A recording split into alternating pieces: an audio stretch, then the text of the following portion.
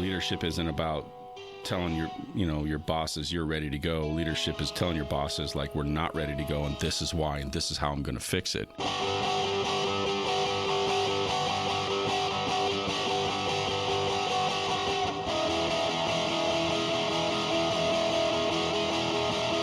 Good morning. Welcome to another episode of Talking Filthy. I'm here drinking some Shipwreck Dark Roast with Night Fighter. Welcome. Thanks for having me. Smoothest intro ever, right? Yeah. So Night Fighter, that's what we're going to call him on this to protect his identity, because he does covert operations all over Tucson. Marine. Yeah. Past experience in Marine. What was your MOS in the Marine Corps? What'd you do? 0311. 0311. The only one that matters. Yeah, the only one. Everything else is just, well, they're there.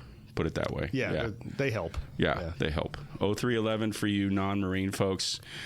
That is the premier fighting force of the U.S. Marine Corps and of the free world. That's your ground-pounding rifleman, which is what I was as well.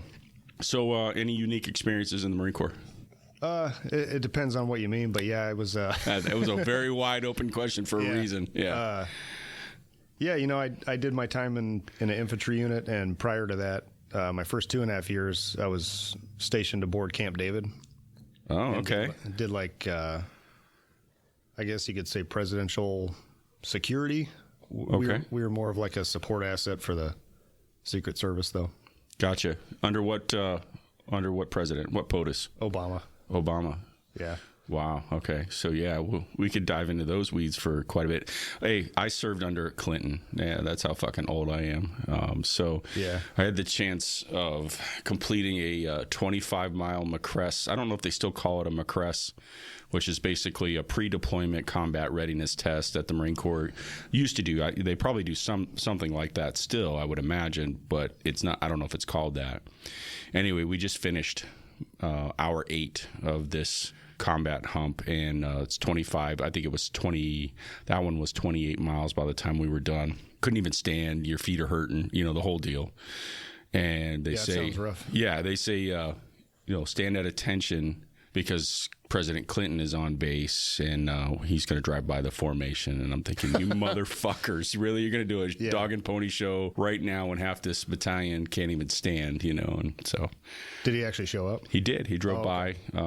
So that was my first interaction with a POTUS. And then my second one was I was part of the SWAT team protection detail assigned to this Secret Service when Obama came in to visit Gabby Giffords after she was shot here locally. So those are my two experiences with POTUS, but I served completely under Clinton. So you and I both have served under the non-combatant POTUSes, is what I like to call them, the ones that left guys out to dry. But that's another story. So Camp David, huh?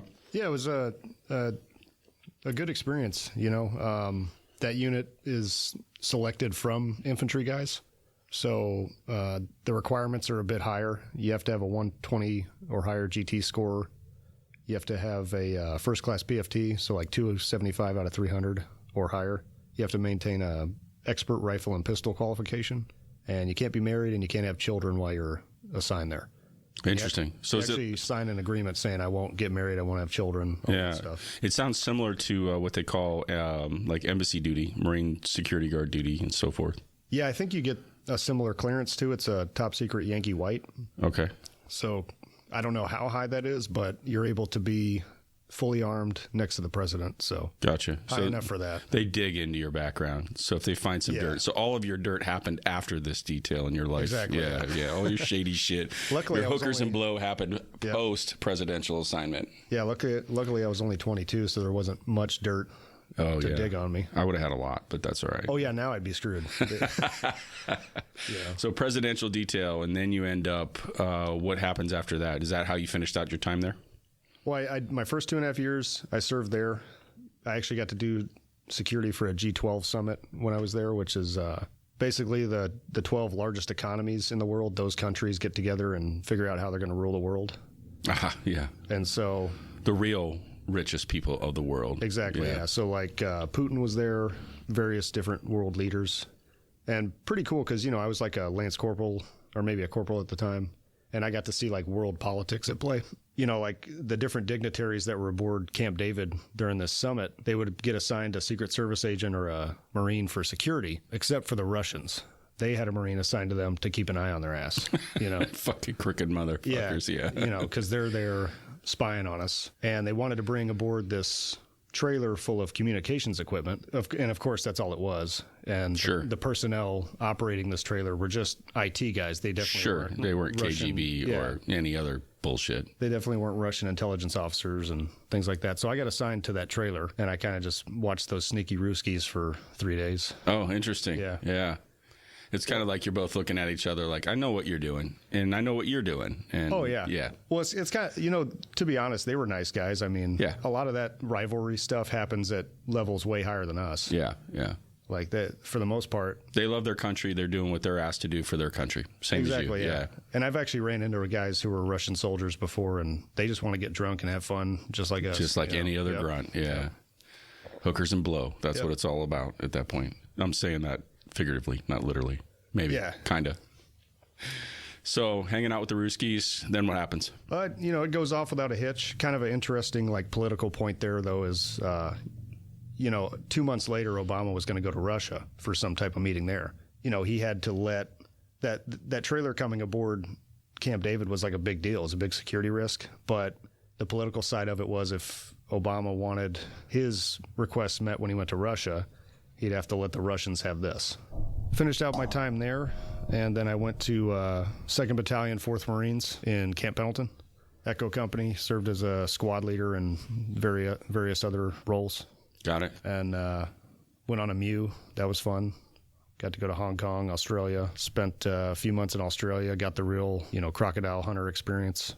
I was out there in the bush for a couple months. Okay. Yeah. Yeah, I had some friends right as I was getting out. They extended to do a deployment in Australia, and the stories I heard afterwards were absolutely phenomenal. Like, it was just a crazy amount of fun that they had there, you know, at night and during the day. I mean, it was a ton to see, a ton to do, and they were very well appreciated by the local crowd, is what I was told. Yeah, I got to stop off in Brisbane and Sydney, as well as spend like a full month in the jungle down there and in the desert area of Australia. So, like, really got the full experience. Got to see the cities, got to see the wilderness. Yeah. They got some crazy shit over there, like spiders. And everything will kill you. Yeah, it's like, what the fuck happened to this island? Was there something that a million years? Yeah. The wilderness brief was insane. It's like, hey, this is a giant bird that'll kill you. Hey, this is a snake that'll kill you. Hey, this is a kangaroo that'll... I saw a picture recently, and I thought it was a joke, and it's apparently this child-sized bat that's fucking hanging from this roof, and I'm not kidding you, it's the size of like a 5-year-old child, and I'm like, what the fuck is that? And then I read the caption, and it said it was a very large bat. Interestingly enough, it was completely harmless. It didn't eat meat or anything like that. It ate bugs and whatever bats eat. But I was like, how many fucking bugs are in that country to make that fucking thing that big? But it was... 9 of the 10 most deadliest snakes and like 8 of the 10 most deadliest spiders live in Australia. Yeah, fuck that place, dude. Yeah. I can't imagine. I brought tons of bug spray. Yeah, set a fire around you while you're sleeping. Pretty much, yeah, because fucking things crawling all over you. So, killing it in Australia. Does that wrap up your time in? Right about? Came back, and I was out like a month later. Got it. I was really short on time when I came back. So what'd you do after you're a free civilian with DD-214 in hand? First thing I did was my brother was living here in Tucson, so I moved here, and I actually attended a EMT basic course. That's the first thing I did. Was I didn't want to waste any time. I didn't want to take a break. I was like, I'm going to start accomplishing goals that I had, and I always wanted to get my EMT certification. So I went and did that. Started working for Tucson Electric Power. Okay. I was unarmed at first, and then turns out 2 of the guys that worked there were prior Marine grunts. So they were like, "Oh, you're a Marine? Woo! You know, we'll hire you to the armed side." Oh, so for like you were doing security for them? Yeah, part of their safety and stuff like that. Yeah. Yeah, and then I got hired as an armed guard, which that was a really good job. I learned a lot. It's not your typical security gig where you just stand post somewhere. I did threat assessments for the various facilities. Yeah, they're legit. They're pretty legit, that company. Yeah, and the security team, it was me, 2 other Marine grunts, and a guy who was a SEAL. So like the personnel was also really good to work with. You had commonalities between your peers that you were working with. Yep. You'd all chewed dirt, you know, probably in the same places across the world, doing the same stuff. Yeah. And, you know, we worked for a company that basically this guy was a real estate mogul. He was a millionaire, and he wanted to own a bunch of cool shit. And basically he figured out, hey, if I start a security company, I can own a bunch of licenses and buy all the stuff I want. So he ran this company that was, you know, for security, but basically he did it so he could own C4 and miniguns and things Fuck like yeah, America. Yeah, that's legit. Yeah, he knows. I'm shit. a millionaire. How do I legally obtain the most dangerous fucking power the military has in their hands? Yeah, like, the company had Bearcats. I mean, you know, all kinds of armored cars, all kinds of cool stuff. Good company to work for, especially fresh out of the Marine Corps, because, you know, everybody there was former law enforcement or military, and they weren't your good transition job. Clown security guy who not the booger eaters. Yeah, the fucking tactical pants tucked in their boots and shit, and you're like, oh my god. Yeah, you know, dude weighs 450 pounds. High point in a nylon holster. Yeah.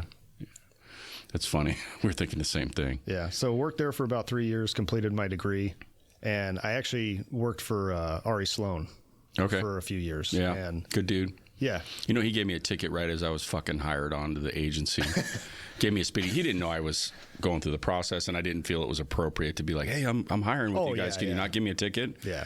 You're just going to draw more attention. Yeah. And rightfully so. I was going to Pima West doing some courses, filling in my general ed for my degree and stuff. And I was fucking blasting down the hill on Anklam, and pow, he got me in an unmarked. That was shit. It was March in 1999, I think. Oh, wow.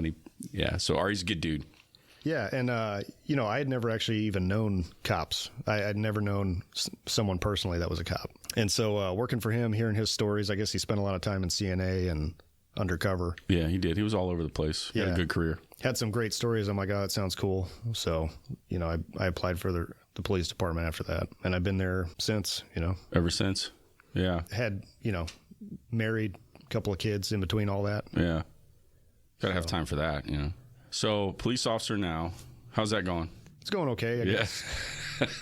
Yeah. Times are tough. 2020 was a wild year, that's for sure. Yeah, they definitely tested the patience of a lot of people working in law enforcement. And, you know, it's kind of funny. I was, you know, I got the experience of being a rookie cop after 9/11, which was, in my opinion, the greatest experience. Not the tragedies of what happened, but the days after. Man, you just couldn't do any wrong, you know, and people held doors for you. You couldn't buy a meal, a cup of coffee anywhere. People insisted on it. And there was just this general, you know, at that time we stopped and we helped people on the side of the road, and we still did after that. And they made it sound like we never did that shit as cops. Yeah. When the truth is we always have done that stuff. We always have been serving the people that basically write our checks. But for whatever reason, in 2020, a small group of dipshits decided to make it sound like we were the, you know, Neanderthal animals and a few of them across the country. Maybe you should, you know, kind of take a look at how they do policing, and they rose to question. But anyway, without getting into it, 9/11, yeah. And then 2020, complete opposite. So I started and ended my careers on both ends of the spectrum of policing. So I feel for you guys out there hammering it right now, trying to survive and do that. So you're going to stick it out and for the long term? That's the plan. Somewhere, some agency, some place, you know, and keep doing it. And I like... I don't want to work for a smaller agency. I think I'm a pretty easy employee to have, because my last actual career was the military. And, you know, you have to have a pretty bad work environment to make it worse than the Marine Corps, right? So things can be pretty bad. And I'm like, well, still not having a bad day, because I remember what the Marine Corps was like. Yeah, the green weenie fuckery games, you know? Oh, yeah. You know, like I try to explain this to people. You know, like when my grandma died when I was about 7 or 8 months in to the Marines. And I just arrived at my unit. I have no idea who anybody is. It's a weekend. But I got a phone call from our company, Gunny, and he's like, you know, I answer the phone. I don't know who the number is. And he's like, hey, is this Lance Corporal Jackson? And I'm like, yeah, what's going on? He's like, your grandma's dead, get back to base. And about like that. Yeah. Like he was bedside manner, not so much. Yeah, he was angry that I didn't address him as a gunnery sergeant, you know. Yeah, that was the priority. As he's telling me my family member is dead. So dude, oh man, so leadership, kind of on that point, you know, leadership is, I really kind of believe me, I've fucked it up. Being in the Marine Corps and in law enforcement, I've got my share of ripped T-shirts. Not the T-shirt that, you know, you want to think, which is in good stuff, but yeah. So thinking of himself, not thinking of you, you know, as this is a subordinate that I'm supposed to lead, mentor, develop, have compassion for. He just lost a family member. It's not like his second cousin on his aunt's side. It's his grandmother, you know. So, you know, there's some more likely you could probably assume there's some connection between the Marine and that family member of a close nature. Yeah. So he fucks that all up. Yeah, and, you know, to be fair, maybe he wasn't the most compassionate guy in terms of knowledge that he imparted on us. He was a decent leader. He had actually deployed like 6 times in 8 years, which doesn't sound like much, but you know, you think about it. He spent 7 of those years overseas, basically. It's an interesting point because I think as I've gotten older, I've really learned I was big on I'm a great leader in the field, but I suck in the rear because I'm drunk all the time and I'm fighting and all these other things. And I think that's the really good leaders are good at all of it. Yeah. You know, they're not great at one thing and terrible at 5 others. They're good, you know, even if it's just right in the middle of the road, they're good at everything. Yeah. On and off the field, if you will. And so. Yeah, not the most personable guy, but if you talk about, like, you know, he had been a sniper. Basically, he had deployed so much, though, that the Marine Corps was like, hey, for your own mental health, you're done. Yeah. And we're making a time bomb here, and we're going to pull the fuse on this one. Exactly, yeah. So a lot of stuff to teach us, and I learned a lot from him. But, awkward guy to be around, for sure. So, bonus to have combat time, guy you want next to you in the shit, but at the same time, there's some other things that you can learn. And you know what? Some of the best lessons you can learn are from the shit that people do wrong, too, as leaders, you know. So, you know, that's an image that's probably seared into your brain for the rest of your life, that should you become a police supervisor or whatever, those types of notifications, you know, not to do it that way. And, you know, not saying you're a pussy and you couldn't handle it, but it's just different. It's just different when you're dealing with that. It's about etiquette, right? Yeah, for sure. Man, you and I could dive into leadership because I've seen in the Marine Corps, I've seen some great ones, and I've seen some fucking, like, what the fuck is this guy? Does he not tie his shoes together? How does he not fall down the stairs in the morning, you know, guy or gal? But most of at that time was mostly guys for me because I was infantry in, same you know, that time. So there was no, you know, females in our They integrated it after I got out. So, but that's just the nature of the government. I mean, you can be, if you want to be really great and you want to be good at what you do, be a good leader, you can. And if you want to skate for 20 years, you can do that too. Yeah. Skating. Oh, we could go on miles into that, Marine Corps skating. So the green weenie in the Marine Corps, hard to beat for government work outside of that. So it sets the tone of you can probably stay where you're at for a while and endure it. Yeah, you know, because on my worst day as a cop, I go home, I eat hot food, I take a shower, I see my family. So things really aren't that bad. Yeah. You know? Yeah, for sure. Perspective on what it looks like. I've slept in the rain. I've frozen in fighting holes. Yep. And it's funny because to this day, I'm like, I look outside, and if it's 51 degrees and raining, fuck that. I don't give a shit what you call me. Fuck that. Those that have endured that, you know that that lifestyle's done. I'm pretty tough until it's cold and raining. Yeah. Then I'm a giant pussy. Cold, good. Raining, good. Cold, raining, fuck that. Yeah, that doesn't happen.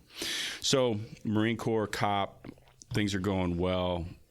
Let's shift a little bit of gears, and kind of one of the things I want to do with Night Fighter is every couple weeks we just come in and, you know, we chat about what's going on. And one of the things, since we're kind of still on that Marine thing, I just shared an article with you about the Amtrak that went under and took the 9 Marines. I think it was 9 that had died. One escaped. At least one escaped. It was crew. Were able to escape because of their hatches, but the guys in the back, I would assume they were infantry unit or doing some type of landing training, sunk to the bottom. And then you read this article, and it's like, what the fuck? So this article is based on the investigation that went into this training accident. I want to say outside of Pendleton, right? On the West Coast. I actually forget where it took place. I think it was on the West Coast. I'm going to see if I can pull it up real quick. But anyway, they're out there. And the article basically says the investigation that resulted in this thing said this Amtrak should have never been on the fucking road, let alone out in the water, for many reasons. There were all kinds of things that basically this thing should have been 10-7, out of commission. And it's just sad that, and I think about it. I think about how that happened. And you as a Marine know exactly what I'm talking about when, you pick up a piece of gear, and the rifle rattles because it's so worn out that it rattles so badly that you wonder, is this thing even going to shoot? Is it going to shoot straight? There's this art to the Marine Corps on how they make do with little. And I think there's a really cool part to that makes combat effective for Marines, that they don't get the high-speed gear. They don't get all the cool stuff, the whiz-bang stuff right away. Yeah. But there's also like a limitations too when you're in an Amtrak that has a switch that does not work to open the fucking door. Yeah, had they been able to hit the emergency release and open the door, they might have had a chance to fight this. But in this case, according to this article, this switch was spun. It had some release in it that was broken, that they knew about, that was documented, and so whose fault is that? Everyone that touched that fucking thing. Yeah, everyone shares a piece. Everyone shares that. From the Lance Cooley that was telling the staff sergeant, hey, this thing is fucked up. We need to fix this. And to the staff sergeant who said, nah, just keep going, Marine. Stop being a pussy. Fuck him too. Because now, my belief is this. Training should be hard. Training should make you bleed a little, sweat a little, cry a little to be effective. But it should not kill you. It should never kill you. It does. And even, the top tier guys, when they jump and the parachute doesn't open and they're doing their free fall training and you got $1 million into this Navy SEAL, well, it's going to result in death, unfortunately. But how does that happen? Why does that happen? Should it happen? And in this case, without going off on an angry tangent, I just read this thing and it wasn't one mistake. It was numerous mistakes, right? In this thing that it was just incredible to read how this happens, how this goes down, and if I was a parent of one of those Marines in that, or a spouse, heads would roll. So not uncommon for the Marine Corps to just keep reusing. I was in a helo that had fucking bullet holes in it on the inner panels, right? It was CH-46. So Vietnam Air helos, they were real big at that time in 93. I think they've since switched mostly to Ospreys or going in that direction. That's another debacle. Put 19 Marines on that, and they die in Marana. I think that was 99. That's happened like a dozen times. Yeah, it's crazy. Yeah, this piece of shit that shouldn't even been flown, but some general wants promotion or whatever and pushes it, and And that's that. Speaking of the general that wants promotion, that's kind of what I feel happened with the Amtrak thing is. Some officer probably just wanted to be able to say, hey, all my tanks are operational, Yeah, we're good to go. We're combat ready. Yeah, thump his chest to his other officer buddies and look at me, I'm going to be a general someday because I have a fully operational unit, that type of thing. So leadership, again, leadership isn't about telling your bosses you're ready to go. Leadership is telling your bosses, like, we're not ready to go and this is why and this is how I'm going to fix it. If you give me the money, sir, ma'am, this is why. So here we are, 2020, and this Amtrak goes down, kills 9 Marines, and it shouldn't have happened. These things have been around forever.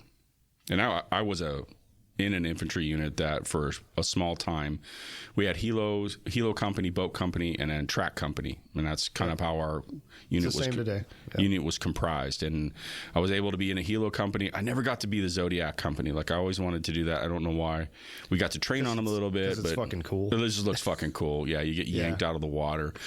Although we helo casted into Kaneohe Bay, which is all hammerhead, white shark. I don't even know what fucking sharks. They're big because we could see them from the helo, so they would crop dust them over the water to scare them off. And so I was pretty new to the fleet, and that's what they were doing, and I couldn't figure out what was going on. The crew chief says, big fucking shark, and he points down. We all kind of look out, and we're like, what the fuck? Yeah, not jump in. I'm this farm kid from Ohio. I haven't been in an ocean ever, in my life, and I'm jumping into the fucking water 10 minutes later.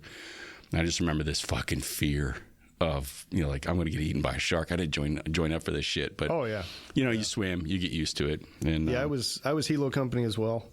Pretty awesome. I basically, with the exception of a Blackhawk, I've been on every chopper there is. Yeah. So, the Ospreys, I rode in those a lot. Those were very scary because it was a new aircraft. And then, with Marines, there's always the underwater escape aspect of it because you're flying over the ocean. Well, with the Osprey, if the crew chief isn't able to open the hatches before you go to the water, you're done, because the only way to get the hatches open is with a initiation device that blows det cord. So the door has det cord around the seam. Right. Kind of like the cockpit of a jet fighter. That's how they eject, The crew chief is supposed to pull that before you hit the water. Well, if you hit the water afterwards, everybody's pretty much fucked. Yeah, the doors aren't coming open manually by hand. Yeah, and then if you know anything about explosives, not going to work. You pull that det cord underwater. If it goes off, it's going to amplify everybody your inside. Blast wave and kill everyone. Yeah. So I wasn't a fan of those. I really liked the Huey. That was my favorite. Yeah. Because you feel like you're in Vietnam. You just feet hanging over the side. Yeah. I got to do air assault course, and and I bashed on the Army like crazy, but I got to do that course, and I will tell you, it was a well-run course, and it was physical. We it was fun, man. It was a good time, and I repelled till I couldn't fucking repel anymore. That's what they did in that course. So you spend 1 week sling loading, which is basically hooking up equipment to be hauled off by a helo. Yep. And then you flip-flop, the groups flip-flop, and you spend the next week doing the rappelling. So it's sling loading, rappelling. And you fucking rappel like crazy. And I got to rappel out of the Blackhawks and the Hueys. And I will tell you, the Blackhawks push some fucking rotor wash, much different than fast roping out of a 46 or a 53. Oh, really? Oh yeah, like you go down and you're spinning like this. I was almost out of control, and I got down. My gloves are on fire, because they like to do real high. Was almost max out the ropes where you're like, I'm not sure if I got enough rope to touch my feet on the ground. I might be hitting the ground here at Mach 1. Yeah. What was cool too was they allow you to bound, where in the Marine Corps at that time we weren't allowed to bound at all. You just straight down, kind of thing. And so we were able to bound out of the Hueys and that kind of stuff. So it was pretty cool. But I never did the Ospreys. I was glad I was out before until 2000s. Late 90s was when they were testing and all that stuff. Yeah. So switching gears a little bit. Kind of looking at some of the news clips here, I thought this was pretty funny. I was reading this article by NRA Family, since we kind of talking about guns, and you're an avid shooter. They did a research thing and did an article on the 5 most mispronounced gun industry brand names. Do you know what they are? Probably I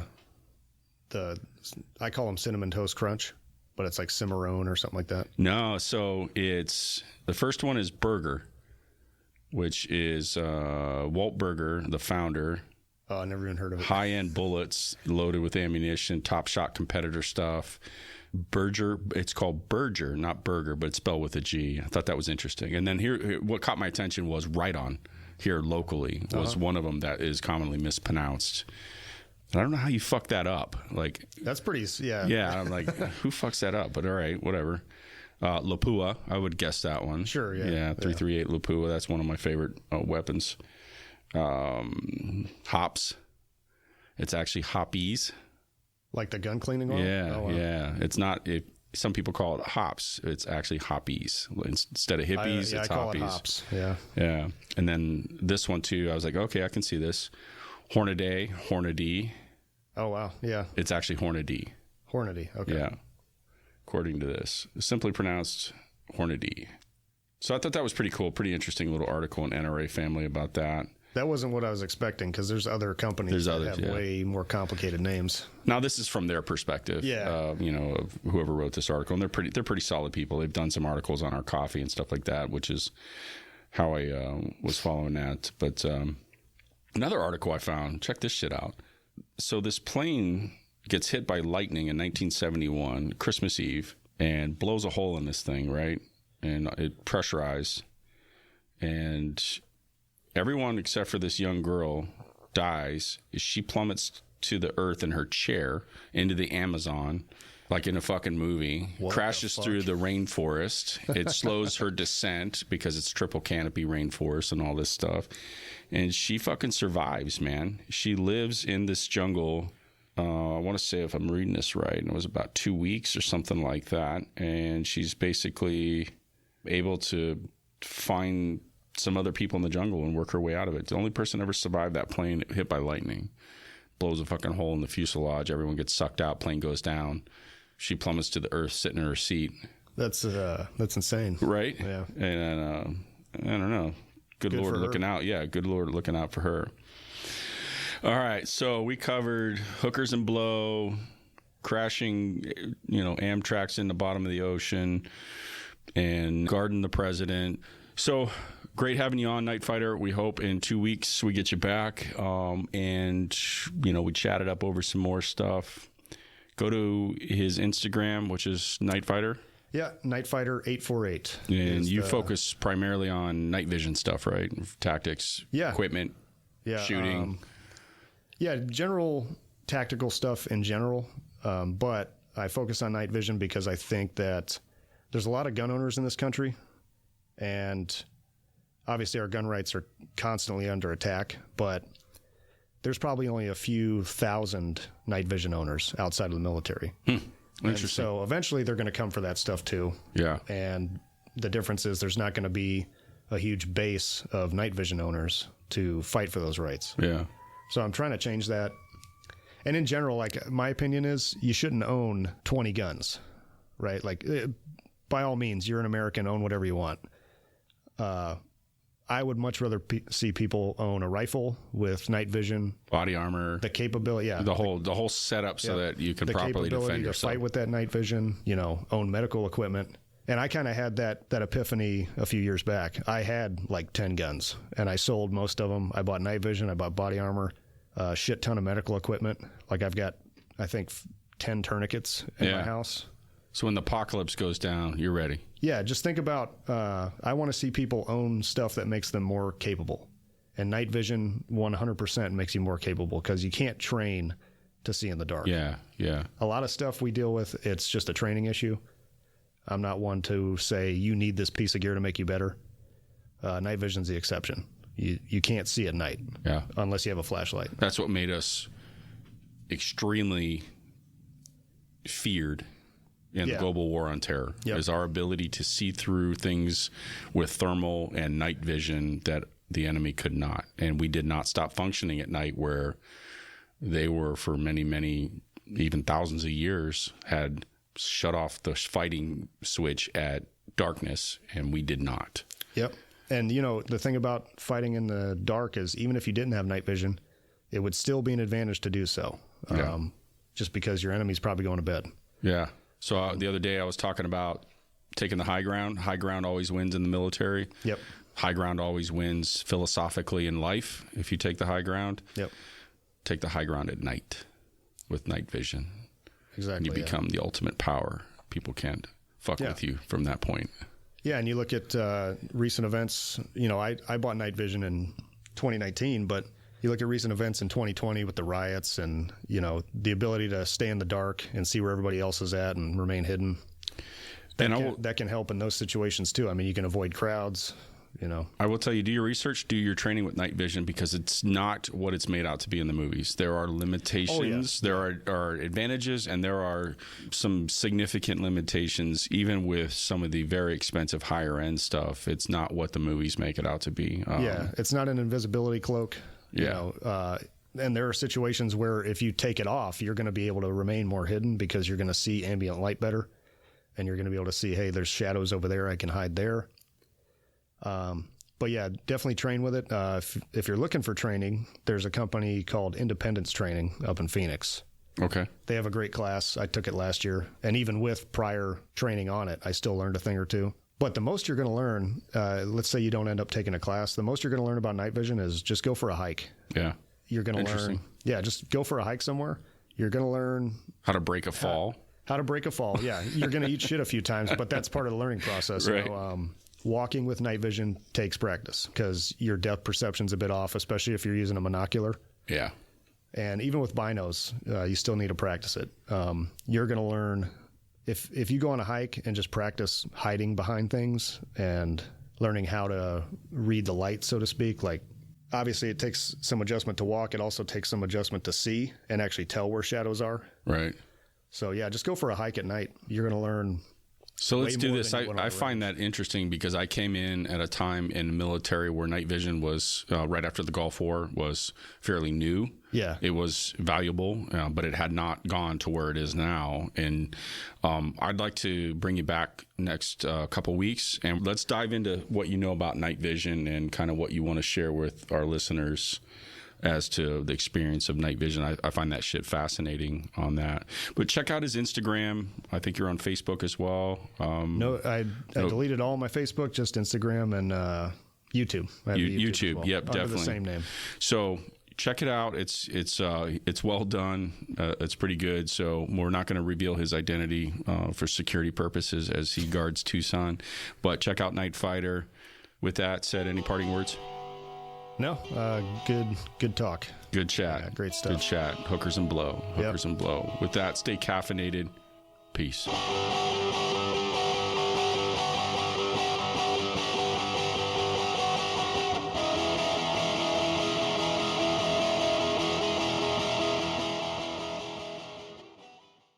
Well, Filthy Pirates, we hope you all enjoyed the show today. Hit that like and subscribe button to follow us on our YouTube channel. Check us out at www.filthypirate.coffee or come see us to sample our amazing coffee at our store. Stay caffeinated and give no quarters to your morning.